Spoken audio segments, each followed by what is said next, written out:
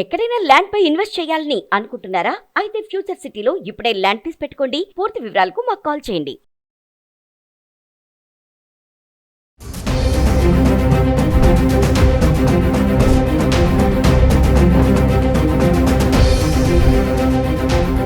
So అమ్మని అడిగి ఈరోజు రేట్ ఎంత ఉందో తెలుసుకుందాం. ఇంకా అదే విధంగా చాలా మంది గోల్డ్ రేట్ తగ్గుతుందేమో అని చాలా మందికి ఆశలు, కోరిక అనేవి ఉంది. ఒకసారి అమ్మతో గోల్డ్ రేట్ గురించి మాట్లాడుతూ ఉన్నాము.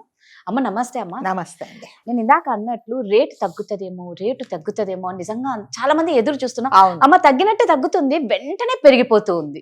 కరెక్ట్. అసలు ఊహించట్లే. సో ఈ రోజు రేట్ ఎంత ఉందమ్మా? ఈ రోజు 10 గ్రామ్స్ అండి, 24 క్యారెట్ 1,28,758 ఉందండి. నిన్న ఉండింది 1,28,518. అంటే ఎంత ఎంత పెరిగిందండి? దాదాపు 350 రూపాయల దాకా పెరిగింది, రేట్ పెరిగింది.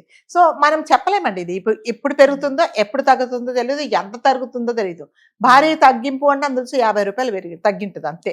జనాలు ఎంత భారీ తగ్గింపు అని రాత్రి న్యూస్ తినేసి పొద్దున్నే అసలు రాత్రి నిద్రపోకుండా పొద్దున్నే వెళ్ళిపోతారు. ఎంత తగ్గిందని అంత చూసి అంత కొనుక్కున్నది వాడు 50 రూపాయలు 100 రూపాయలు తగ్గిస్తాడు. లేకపోతే బంగారం అంతా కనుక్కున్న తర్వాత ఒక మంచి జిప్ బ్యాగ్ ఇస్తాడు.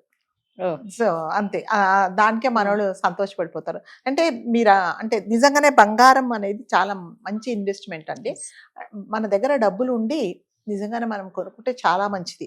కానీ జనాలు ఏం చేస్తారంటే, అయ్య బాబా ఈ రోజు 400 రూపాయలు తగ్గింది, రేపు పొద్దున ఇంకా ఎంత తగ్గుతుందో, లేకపోతే ఎగ్గిపోతుందేమో, ఇవాళ 400 తగ్గింది రేపు పొద్దున 2000 పెరుగుతుందేమో, తగ్గినప్పుడే కొనుక్కుందాం అనేసి మళ్ళీ అప్పులు చేసేసి, అంటే అవసరం లేకున్నా కూడా ఇది ఏదో ఉన్నవన్నీ పాడు చేసుకొని ఈ డిజైన్ బాగాలేదు ఆ డిజైన్ బాగాలేదు అని చెప్పేసి చేయించుకుంటున్నారు. అంటే దేశంలో ఈ ప్రపంచంలోనే మనది సెకండ్ ప్లేస్లో ఉందండి బంగారము మనము ఇంపోర్ట్ చేసుకోవటంలో. అంటే ఎంత ఎక్కువ యూజ్ చేస్తున్నాం అనేది చెప్తుంది. ఏ పెళ్లిళ్ళన్నా చూడండి, మీ అమ్మాయికి ఎంత బంగారం పెడుతున్నారు, ఎన్ని తులాలు పెడుతున్నారు. అంటే కట్నాల గురించి మనం బహిరంగంగా మాట్లాడుకోకూడదు, అది ఒక క్రైమ్ కాబట్టి అందరూ ఏంటంటే బంగారం ఎంత చేయిస్తున్నారు, మీ అమ్మాయికి ఎంత ఉంది, మరి మీ ఇంకొకటి ఇంకా కొత్త వర్షన్ ఏంటంటే పెళ్లి చూపులు అంటే మీ ఆవిడకి ఎంత ఉంది, మీ ఆవిడకి బంగారం ఎంత ఉంది, మరి మీకు అబ్బాయిలు ఉన్నారు కదా కోడళ్ళకి ఎంత ఇస్తున్నారు, అది కూడా ఇప్పుడే మాట్లాడేసుకుంటున్నారు.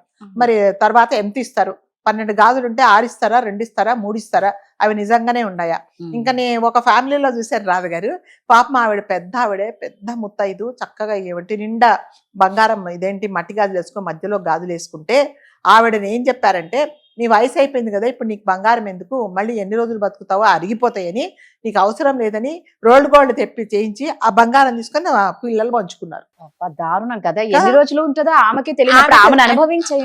దీని మీద పాయింట్ ఏంటంటే, బంగారం అంటే జనాలు అంత పిచ్చి వాళ్ళు అయిపోతున్నారు. బంగారం అంటే చాలు, ఇంకా అది ఉంటే మనశ్శాంతి లేకుండా అయిపోతున్నారు అనమాట. మొన్న మీరు మన కర్నూలు యాక్సిడెంట్ జరిగినప్పుడు నిజంగానే మనం ఆ ప్లేస్కి వెళ్తే వాళ్ళ అంటే ఆ ఆత్మ ఎంత ఘోషించింటుందో, వాళ్ళు చనిపోయేటప్పుడు ఎంత భయంకరమైన నరకం అనుభవించారో అందరికీ తెలుసు. కానీ జనాలు ఏం చేశారంటే, అది పోయిన తర్వాత అది అయిన తర్వాత ఈ వీళ్ళు ఏం చేశారంటే, ఆ బస్సును కొంచెం దూరం పెడితే జనాల ఊర్ల నుంచి వచ్చేసి చీపురు పట్టుకొని బస్తాలు పట్టుకొని అంటే అక్కడ పడ్డ బూడిదంతా తీసుకొని జల్లళ్ళు పట్టుకొని అందులో ఉండే ఇంత బంగారం కూడా అంటే దొరుకుతుందేమో, వాళ్ళకేం దొరకట్లా, ఆ బూడిద బస్తాలలో ఎత్తుకోవడానికి కొంతమంది వలస వచ్చున్నారట అక్కడ. చూడండి బంగారం అంటే ఎంత పిచ్చో. నిజంగా మీరు ఆ బూడిద ఎత్తుకున్నప్పుడు కనీసం మీకు ఒక్కసారి గుర్తురాదా, ఇది ఎవరి శవమో, ఈ ఖాళీ బూడిదయిందేమో, ఈ బూడిదలో నుంచి నేను ఎందుకు తీసుకోవాలి అంటే మనకు ఒకలాంటి అనిపిస్తుంది కదండి అక్కడికి వెళ్ళగానే కదా. మనం షాపులకు వెళ్ళినప్పుడు బంగారం కొన్నంత ఫీలింగ్ అయితే అక్కడ ఉండదు కదా. అట్లాగే మన తుఫాన్ వచ్చినప్పుడు ఆ ఉప్పాడ అనే ప్రాంతంలో అదేంటి ఆ సముద్రంలో నుంచి అంటే ఇది వరకు కొన్ని సంవత్సరాల కిందట అక్కడ కొన్ని ఇళ్ళు ఉండేయట, ఆ ఇళ్ళన్ని మునిగిపోయినప్పుడు వాటితో పాటు వాళ్ళ దగ్గర ఉన్న బంగారం కూడా అందులో పోయింది కాబట్టి ఆ అలలకు కొట్టుకొని వస్తుందని చెప్పేసి జనాల ఒక దువ్వెన పట్టి తల దువ్వినట్టు అట్లా నల్లటి మట్టి ఇసుకలో నుంచి కూర్చొని దువ్వుకొని అందులో నుంచి మట్టి ఎత్తుకుంటున్నారు. ఒకతన్ని నేను ఇంటర్వ్యూలో చూసాను, 2 రోజులు కష్టపడితే ముక్కు పడకకు ఎంత ఉంటుందో అంత బంగారం దొరికింది. సో అలా అయిపోతుందన్నమాట.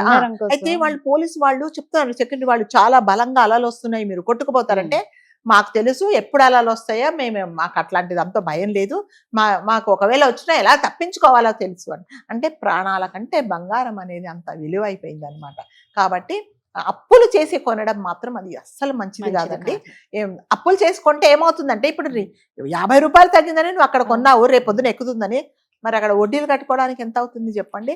సో లేడీస్ కు బంగారము అంటే చాలండి. అసలు బంగారం అనంటే ఇంకా ఎంత అప్పులు చేసైనా సరే, ఎటువంటి హరాస్మెంట్ అయినా సరే చేసేసి కొంటారు.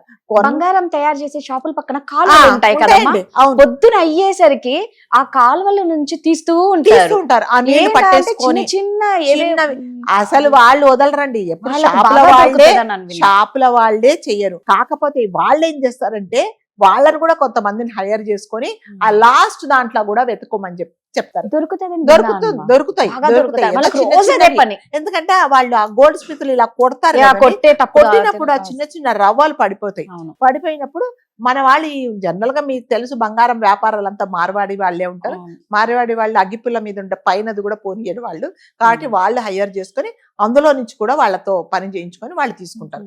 కాబట్టి బంగారము అనంగానే అంటే ఒకటే సలహా, పిచ్చి వాళ్ళు అయిపోకుండా ఇది అవసరమా, ఇది కొనడం అవసరమా అనేది చూసుకోండి. అంటే పెళ్లిళ్లలో బంగారం ఉంటేనే అదొక ప్రత్యేకమైన అర్హత, స్టేటస్ చూపిస్తుంది అని అనుకుంటున్నారు. ఇంకా కొంతమంది అయితే నేను చూసాను ఎగ్జిబిషన్ పెట్టినట్టుగా మొత్తం హారాలు, తర్వాత పెళ్లి కూతురికి ఏమేమి పెడుతున్నారో అవన్నీ ఎగ్జిబిట్ చేస్తున్నారండి. ఒకవైపు వెండి, ఒకవైపు బంగారం. ఇవన్నీ చూసిన తర్వాత పాపం అటు ఇటు కాని వాళ్ళు, మధ్యతరగతి వాళ్ళు అక్కడికి వెళ్ళి అలాంటి పోకడానికి ఎన్నో ఇబ్బందులు పడుతున్నారు అనమాట. వాళ్ళ అర్హత ఏంటి, వాళ్ళ ఫైనాన్షియల్ స్టేటస్ ఏంటి, వాళ్ళు అంత కొనగలిగారు కాబట్టి పెట్టుకున్నారు, నేను అలా చేయలేను అని చెప్పేసి అనుకోవట్లేదు.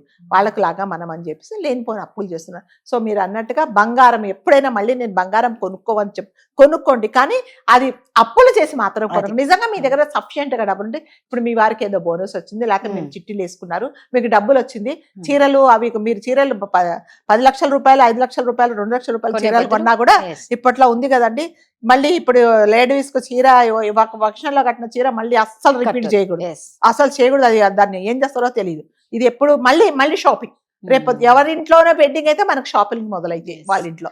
సో అంటే ఇవన్నీ అంటే బట్టలు కొంటే దానికి ఏం విలువ ఉండవండి, మళ్ళీ దాని అది పాత పడిపోద్ది. కానీ నిజంగానే బంగారం కొనుక్కుంటే అది మనకు ఇన్వెస్ట్మెంట్, మనకు నిజంగా మన కష్టాలలో అది ఆడుకుంది అదే. కానీ కాకపోతే అప్పులు చేసి డబ్బులు అప్పులకు తెచ్చుకొని ఆ వడ్డీలు కట్టుకోలేక ఇది ఏం చేయాలో తెలియక ఎన్నో చోట చూసామండి. గోల్డ్ స్కీమ్స్ పెట్టేసి పాపం వాళ్ళు మధ్యతరగతి వాళ్ళు తిని తినక దాచుకుంటే వాళ్ళు మొత్తం ఎత్తేస్తా ఉన్నారు. ఎంత బాధేస్తుంది చెప్పండి. కాబట్టి మీరు ఇన్వెస్ట్ చేసే ముందు ఒక్కసారి ఆలోచించుకోండి. అవసరమని మీ దగ్గర డబ్బులు ఉంటే, నిజంగా మీరు ఏదైనా మీ కష్టార్జితం ఏదన్నా ఉంటే, అయితే మీ వారు ఇదిగో నీ బర్త్డేకి నేను ఒక 10,000 ఇస్తున్నానంటే కొనుక్కోండి. చీర కొనుక్కున్నప్పుడు అది కొనుక్కోండి, దానికేం. కానీ అప్పులు చేసి అయితే కనుక్కోకూడదని మన సలహా. అమ్మ ప్రతిసారి అదే చెప్తారండి, అప్పు చేసి మాత్రం కొనొద్దండి, అప్పు చేసి మాత్రం కొనొద్దు. అంతే, అప్పులు చేసి నేనైతే ఇంపార్టెన్స్ ఇవ్వాలి, అలానే అప్పులు చేసి మాత్రం కొనొద్దండి. Thank you.